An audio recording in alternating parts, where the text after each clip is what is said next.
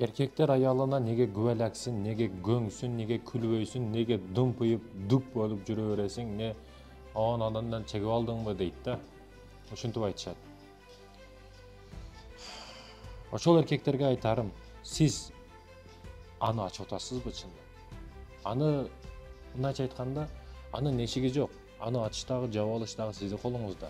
Эшик бериш, эшик деген нерсени атап бериш сизге байланыштуу маселе. Эгер жакшы сөздөрдү айтып, эркелетип, биринчи кылган мамилеңизди кыла турган болсоңуз, анда гүл жай ачылат, гүл бакча болот, гүл бакчага айланат. Эгер сиз болбогон сөздөр менен, ушактар менен, гыйбаттар менен, дооматтар менен,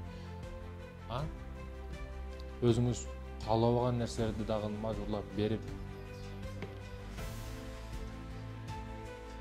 ушундай мамилелерди кыла турган болсоңуз, тикен зарга айланат. Тикенге айланат. Айта турган маселем аны ачыштагы, жабыштагы сиздин колуңузда. Сиз суроолорду бересиз өзүңүзгө. Неге бул мурдагыдай болбой калды? Мурда жакшы болчу, красотка болчу, жакшына болчу мамилеси.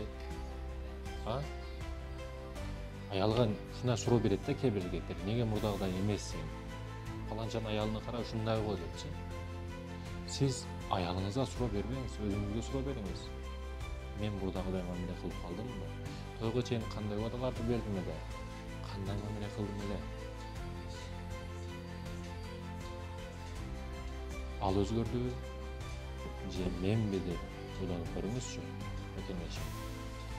Аны ачыңыз, жаппаңыз.